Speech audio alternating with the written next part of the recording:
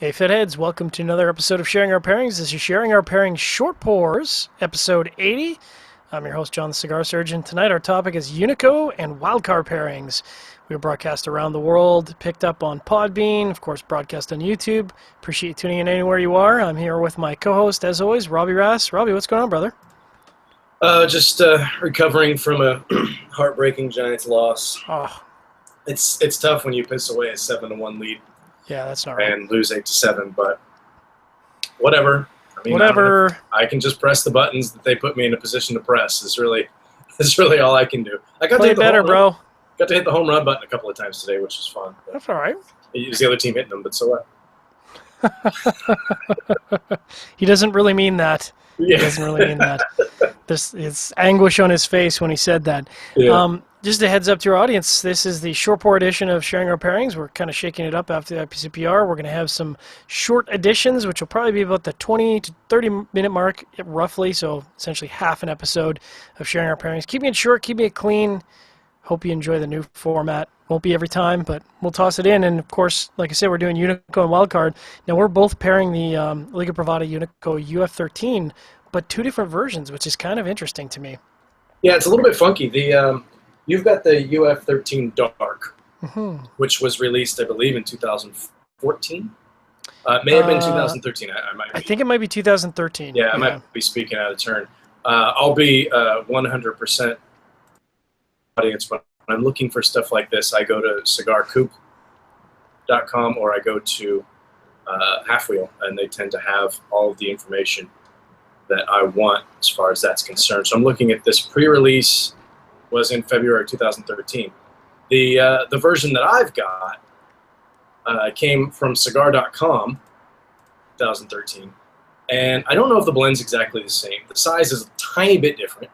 It is, the one I'm smoking is 5 1/4, and yours is 5 1/2 by 52. And mine did not have the fun little flag cap on there. Which of course I've since cut off because I'm smoking it, but it's kind of a cool touch. Yeah, I like stuff like that. I mean, I'm a visual guy, so you get the little pigtail caps and that kind of thing up there. I enjoy that. So we are smoking. I believe they're the same blend. They gotta be. And it's if you go to Half Wheel, they have a post called the Liga Privada UF-13 that appears at cigar.com. This was in January of 2013, and I did buy a 5-pack at the time. When they came out. I'm not exactly sure if it was a 5-pack, but maybe I bought 2. And I did work my way through them. I've only got a couple left. But this cigar's got 3 years on it, so and so does yours, I would assume. Mm-hmm. I mean, they're still making these. They're making more of them now. I mean, especially with all the FDA stuff, all the Unico stuff is going to be much more available now. We don't have numbers that are going to be made or anything like that, production numbers, but one can only assume that they'll be significantly more available. We know that the T52 pigs, the number 9 pigs that were impossible to get your hands on, are going to be a regular production now. And what I would like for them to do when you start, especially with the Unico stuff, we're getting off topic a little bit early, and this is supposed to be a quick show. There's people that went out and collected that stuff, right? I mean, I kind of did, yeah. Yeah, and paid good money for it. Granted, no one asked anybody to buy something on the secondary market. Yep. You know, somebody forcing your hand. Yeah, no one made you do it. But now the market's going to be flooded with this stuff, so it's going to be, those things are going to lose their value. I'd like to see the sizes tweaked a little bit. You know what I mean? Like make these new T52 pigs and these 2 new number 9 pigs. Maybe like a slightly longer format or something. Yeah, like a 1/2 inch longer, not a 1/2 inch, 1/4 inch longer, or something. I mean, I understand that there's molds and blah blah blah. I get it, and it's probably ridiculous to request it, but anyway. So yeah, we're both smoking Unicos, basically the same cigar, slightly different. So just for full transparency. It's got that Connecticut broadleaf, which they love to use. That Connecticut broadleaf, it's special, it's delicious. It's got a Brazilian Matafina binder, which I think kind of gives it that great spiciness or sweetness, pardon me, with a little bit of raisin. That's typically what I associate with Brazilian tobacco, and of course Nicaraguan filler. So mine's, like you said, 5 1/2 by 52. Yours is 5 1/4 by 52. And these are probably, to me, one of the most approachable Unicos in the sense that it doesn't smoke like a T52. It's very creamy. It's very sweet. It's kind of in the medium, barely medium plus category, which is kind of a departure because I find a lot of the other Unicos are a little bit more full bodied, like the Velvets and the L40s and that kind of thing. Yeah, this one's got some nice sweetness to it. And I was actually just looking on the Unico Series UF-13 Dark pre-release review on Half Wheel, and there's actually 4 different versions Oh my God. of the UF-13. There was the 2011, which is a 5x52. There is the 2012 UF-13 Dark, which is 5 1/4 by 52, which is the same size as mine. Then there's the 2013 UF-13 Cigar.com, 5 1/4 by 52, and the production UF-13, which is 5 1/2 by 52, which is the dark. That is what you're smoking. So, not to belabor the point, but It's a lot of UF-13s. Yeah, there's a lot of different things, and with the 2011s, there probably wasn't a ton of those floating around. And the thing with these, they're all slightly different sizes, so you can tell the difference in the year that they were released. So, I imagine Drew Estate would probably do something like that. For me, the cigar had, and you were here when I took it out of the cello, and the cello has got that yellowness to it. I don't know if it's really translating on the video, because that kind of reminds me of like a used condom color to it, which is always not really what you want. But that's whatever reason when I see guys who post the quote unquote yellow cello photos, it's just like, dude, it just looks like an old condom. Anyway, but I digress. Awkward. When I popped this out of the cello, it had a really strong barnyard, almost a soury kind of smell to it. And you saw my reaction was kind of visceral reaction. It was like, whoa, hey, what's happening here? You were definitely worried there was some funk going on. Yeah, it had a funk to it, but it's smoking great. The burn's a little bit funky right off the top, but with another full disclosure, about a week ago, when I got back from IPCPR, the humidity in my cabinet was down to 52%. Ooh. So yeah, I had to replace the remote on my Cigar Oasis, and I'm not sure. I tend to unplug it when people are staying, because it's in the guest room and it makes noise at night. So maybe the constant plugging and unplugging jacked it up. So things are good now. So this may have dried out a little bit over about a week's time. Shouldn't be a big deal. Sounds like you're a candidate for that Cigar Oasis Wi-Fi module, my friend. I actually have it, and I've never set it up. Oh man, I would have that set up on day one. Yeah, you've got that OCD spreadsheet thing going. Oh yeah. Yeah, in case you haven't noticed, I don't have that. Yeah. So it's the artist in you. Yeah, I thank you. I'll take that as a compliment. It is. I've got it as just kind of, you just need to link it up, and I haven't done it. So that's my own fault. But anyway, yeah, smoking really nice. It's got a nice sweetness to it. There's definitely that spice, leather, earth, kind of raisiny flavor that you were talking about. Some sweetness, some dark, bittersweet, dark chocolate in there as well. Definitely. And you had mentioned, I don't know if you were talking about whatever you're drinking. I don't even know what you're drinking tonight. Wild card. Yeah. Woo, no, thank you. But there's a story there. It's actually good. But we'll get to that. You had mentioned marshmallowy kind of flavor, which obviously we're not getting from your tequila. I'm getting that through this UF-13 too, which is exactly why I went with the beverage that I chose. But I'll let you go first. Roger that. So I am going tequila, and with an asterisk, because tequila evokes, doing shots in college of, tequila white or tequila gold, and it's just nasty stuff. I hate it. But when I went to Mexico for the first time ever, I got a bit of a tequila education at this really awesome distillery near San Sebastian. This is in Jalisco. And Jalisco is that's basically the state that's authorized to produce tequila. And I'll hold this bottle up because this doesn't really look like any tequila you've probably ever seen. And it's designed, and like I said, I went through the whole distillation process. It reminds me of Scotch or whiskey. Like it's just, that's how they produce it. They produce it with great care. It's not intended to be shot. It's intended to be sipped. It's a high-end spirit. It's produced with 100% agave, and the one that I've got is the Reposado, and Reposado just means that it's been aged, I think typically I think it's 6 months, but less than a year. And then if you go añejo is, and I think I'm saying that wrong, I think it's actually añejo, because añejo is something very bad in Spanish, but I digress. that means that it's been aged for more than a year, and I think up to 2 or 3 years, and then there's sort of different grades. But at any rate, I digress. It's really good. It to me, it evokes that spirit of whiskey and scotch, and not that sort of nasty, bitter funk of what I think most people associate with tequila. And like I said, I was not a fan of tequila, and they really made a believer out of me. We came back with a couple bottles, and this bottle from San Sebastian, which I held up, is a good example. It's 38% ABV. Now with tequila, that's kind of typical. 38% is kind of where they produce, but it can be arranged. There's no set. High mark other than the minimum amount is 31, the high mark is 55, and if it's imported in the United States, it has to be 40% minimum. I don't know why that is, but that's the law. So it's kind of cool. It's essentially crafted with blue agave, and blue agave is sort of specific to Jalisco in Mexico, but it's good. It's I get like a ton of really sweet melony off the nose, which we're talking about tequila here, and that should tell you what a high-end spirit it is. It's very sweet off the nose. Maybe get a little bit of almost like a brown sugar off of it. But I've been kind of sipping on it as we've been chatting, and I'm going to keep doing some sips while you can introduce your first beverage. Or only beverage, I should say, since we're sharing or pairing short pours. Short one. I've never had an interest in tequila.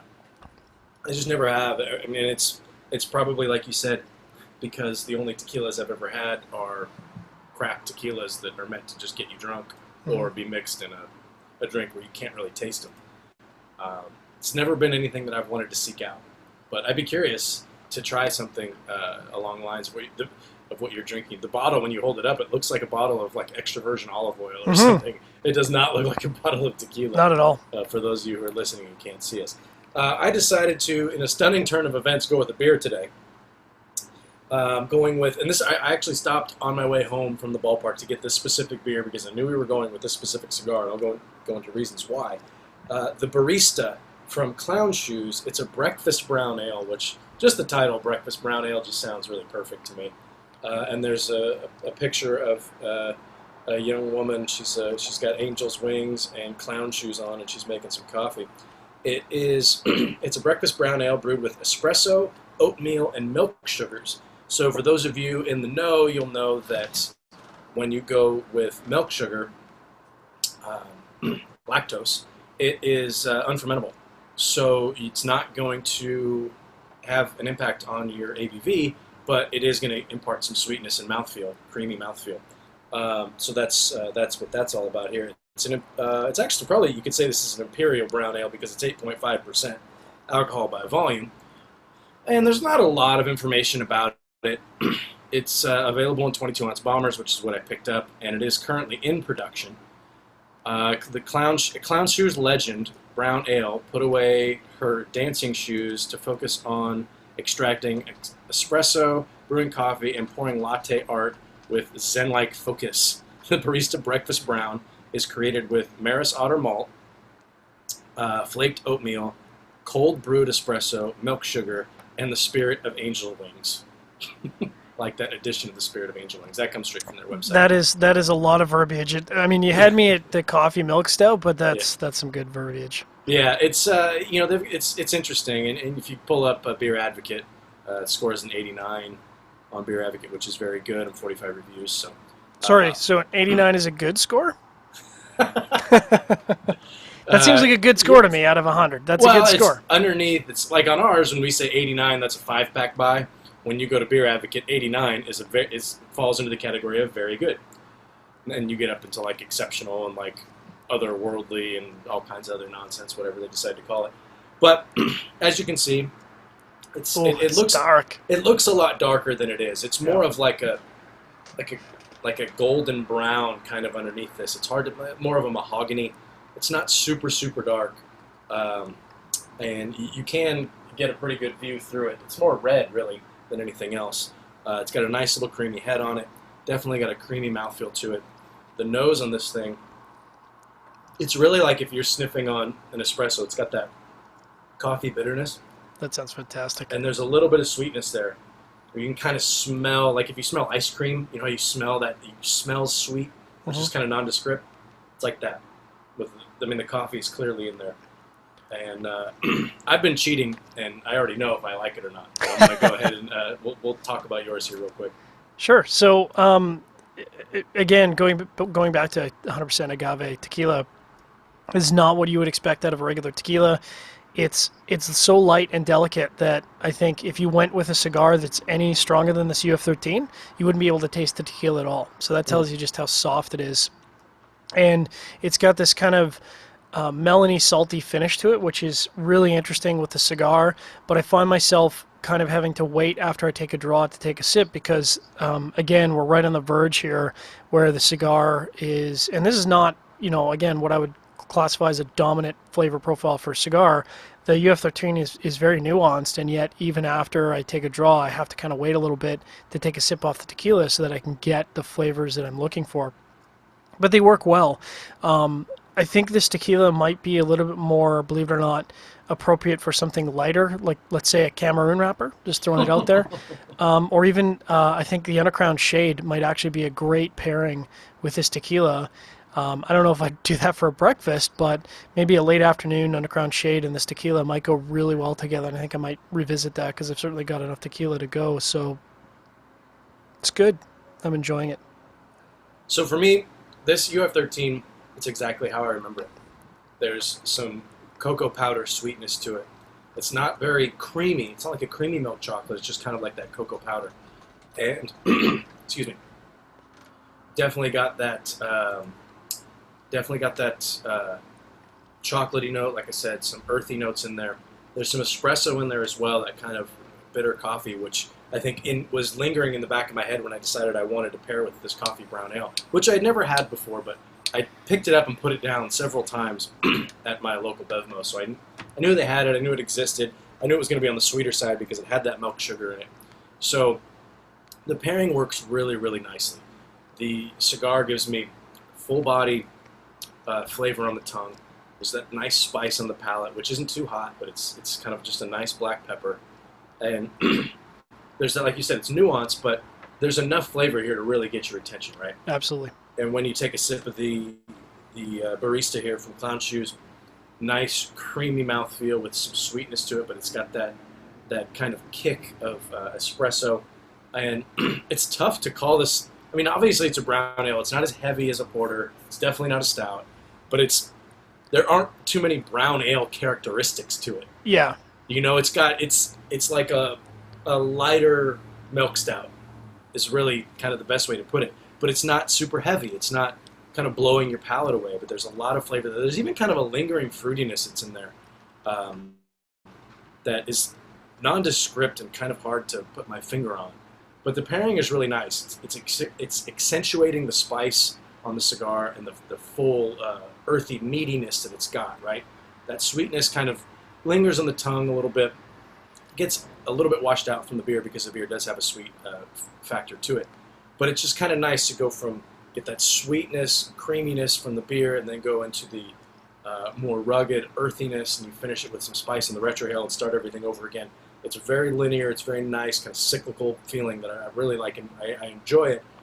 And it's kind of, it could keep going. You know what I mean? Like you just keep going. Yeah, oh yeah, I'll crack open another one and light another one. Why not? It could turn into a really nice day if you've got a couple of these and a couple of UF-14s or 13s, beg your pardon. You're good to go. You know, the thing, of course, about the Unicos, and I don't know about your stock, but I've only got a select number of UF-13s. In fact, or Unicos in general, really. And I think I can date this UF-13 back to that's where I might have gotten it from. I mean, for me, you know, if you said, what are your favorite Unicos? I mean, it's hands down L-13 for different reasons, but you know, got a Connecticut broadleaf, and it's got a lot of tobacco. It's very approachable compared to, like, say, a Dirty Rat or a Feral Flying Pig. This is a very different smoking experience. I only wish I had more, but you know, that's just tough. Well, they're going to be more readily available, so yeah, get your hands on them. You're going to be able to get your hands on more of them. Yeah, my stock kind of it comes and goes. The UF-13 and the L-40 are the ones that I will shell out market value for when I. Well, because I mean, honestly, do you ever see them on? You don't see them on closeout because they're not around long enough for that. No, you're right, and I don't know what I meant by when I said a ton of cigars because I'm going through samples and things for you. Absolutely. There are cigars that I target that I love personally that I want to have on age well. Yeah. And if I buy a box of something, chances are I'm not rushing my way through it. Not always a fact. It's not always the fact of the matter. Sometimes I buy a box and next thing you know it's like, oh crap, I got to buy another one. And there's I mean La Colmena's one of them. The Casada 40th Corona Classica, that's another one. So there's a couple of cigars that I'll constantly overturn my stock. But there's some like a UF-13. If I see it and it's at a decent price, it's not jacked up. I'll spring for a box. I actually bought, like I said, I bought the first 5-pack, and then I did buy a box of the darks, which I've worked my way through. But same with L40s. But with the Dirty Rats, I like it, but I 5-pack or something, sure. But I tend to not spring for a box, and those definitely not the Feral Flying Pigs because they just seem more common to me.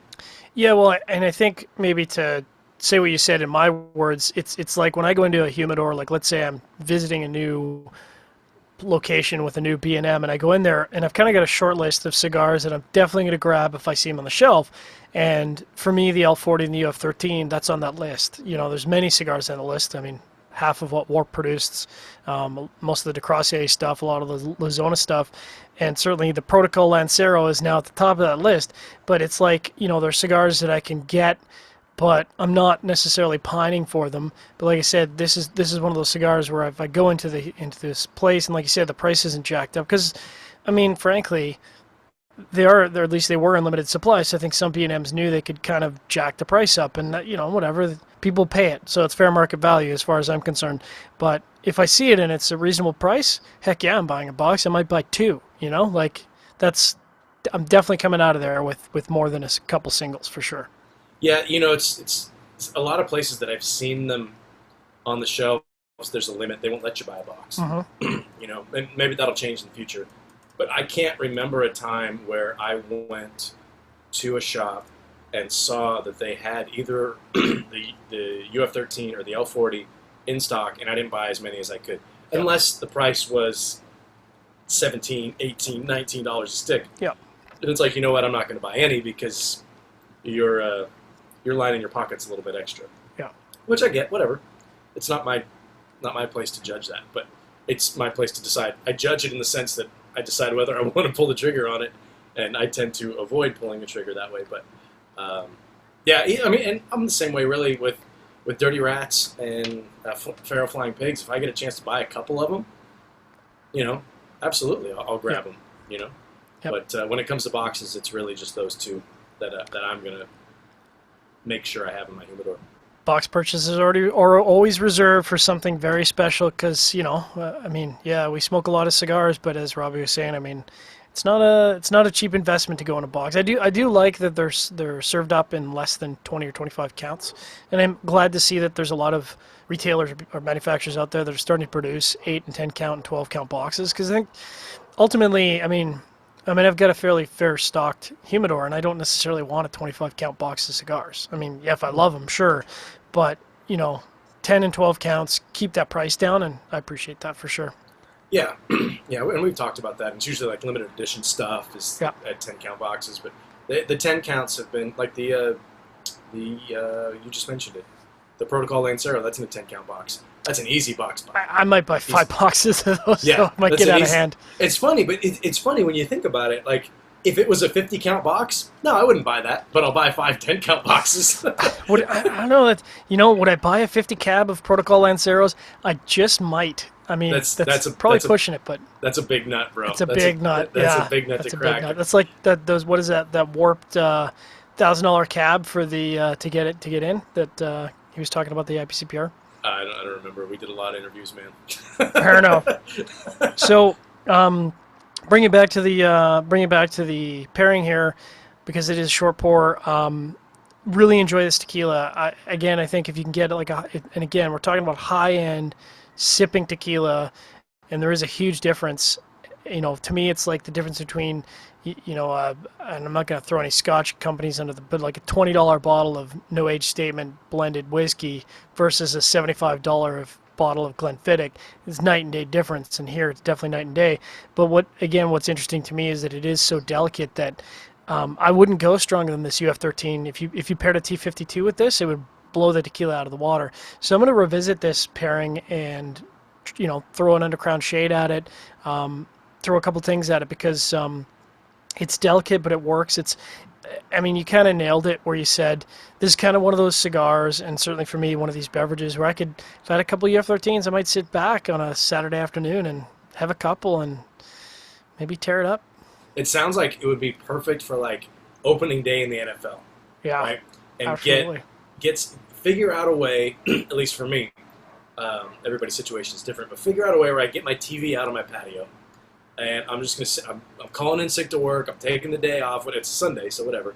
If there's a Giants game, it's like, I can't make it in. And which I've never done. I've never once called in sick. I've worked there since 2006. Never once. I missed a game once right after my wedding. I got back from my honeymoon. I got a call like in the middle of the first inning, like, where are you? Like, I'm at Macy's. What's going on? Whoops. And, yeah, he's like, well, you're supposed to be here. I said, oh, shit. Oops. There we go. We got to edit that one out. Sorry, John. Well, I don't think this is airing in the Armed Forces Radio Network, so I think we're safe. Yeah, we'll see. Anyway, yeah, you could sit back with a couple of bombers and a couple of UF-14s and have a nice day. What I will say about this is I don't think with this UF-14 that I would go any stronger. I definitely wouldn't go barrel aged. There's probably a lot of porters that I would avoid. I wouldn't really go with too many stouts because I feel like things are just going to get muddled. There's too much going on with some of those beers to put up with not put up with, but to balance with the nuance of the cigar. I think the idea of this sweetened brown ale is heavier than I would go really with any other beer. Oddly, I think that some like winter ales, spiced ales, something along the lines of like an Oktoberfest.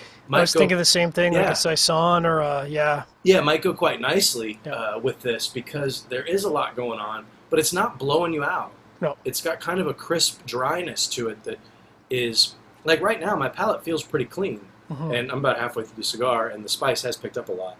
But I don't think I would go too much stronger as far as the beer is concerned. As far as spirit, yeah, I'd probably go with maybe a lighter bourbon, more on the probably a little bit less spicy. Yeah. Yeah, a little bit more on the sweeter side. Whenever I think of a bourbon that's not super heavy but has a lot of nice flavor to it, I always think of Basil Hayden's for some reason.